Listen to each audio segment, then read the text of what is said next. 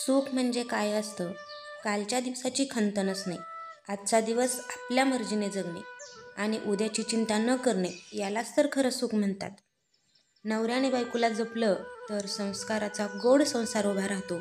बायकोने नवऱ्याला समजून घेतलं तर आयुष्यभर प्रेमाचा झरा वाहत राहतो. नवरा म्हणजे फक्त संसाराचा भाग नाही, तो आयुष्याच्या प्रत्येक वळणाचा सखा असतो. नजरेआड गेला तरी काळजाशीच असतो.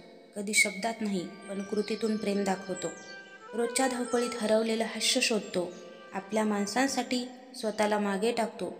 तो कधी कधी कठोर वाटतो पण आतून नाजूक असतो. घराच्या आधारस्तंभापेक्षा तो प्रेमाचा झरा असतो.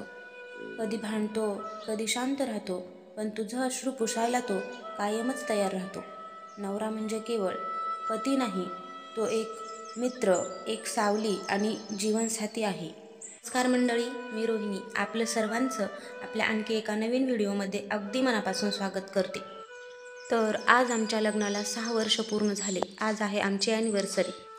तर कधी रुसलो, भांडलो, एकमेकांना समजून घेतलं, मनवलं, तर हे 6 वर्ष आमचे खूप सुखकर गेले.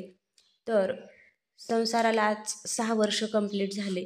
तर ॲनिव्हर्सरी असल्यामुळं मी म्हटलं आज काहीतरी स्पेशल करावं, म्हणून मग इथे मी पावभाजी बनवायला घेतली.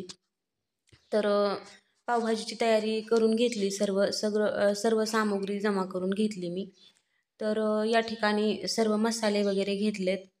मिरची पावडर, धना पावडर, सुहाना मसाला, गरम मसाला आणि पावभाजी मसाला असे सर्व मसाले मी काढून घेतलेत साईडला.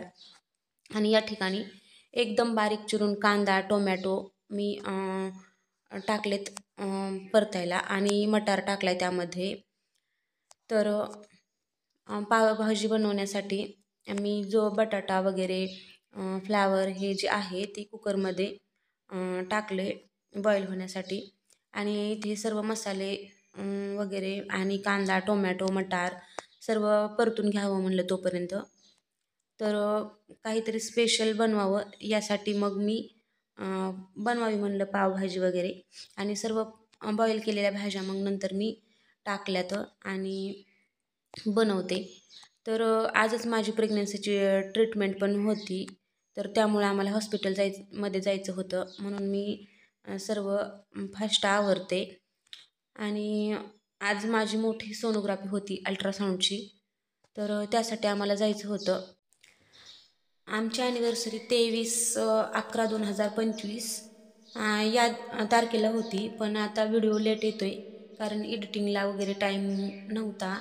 तर आशा करते की तुम्ही समजून घेताल मला. तर मी बनवली इथे पावभाजी. तर आम्ही अगोदरच्या दिवशीच जाऊन आलो होतो. ट्रीटमेंट होती, तारीख दिली होती मॅडमनी. तर अगोदर गेलो, चेकअप वगैरे करून गोळ्या वगैरे घेऊन आलो. पण मॅडमने सांगितलं की उद्याच सोनोग्राफी करून घ्यावी लागेल, कारण उद्या सोनोग्राफीचा दिवस ठरवलेला आहे म्हणल्या. संडेला सोनोग्राफी असते म्हणल्या सर्वांची. तर मग उद्या पण तुम्हाला यावं लागेल. खूप वैताग आला होता. अशा अवस्थेत प्रवास अजिबात करू वाटत नाही. व्हिडिओ कसा वाटला नक्की सांगा आणि रामकृष्ण हरी. Bye bye.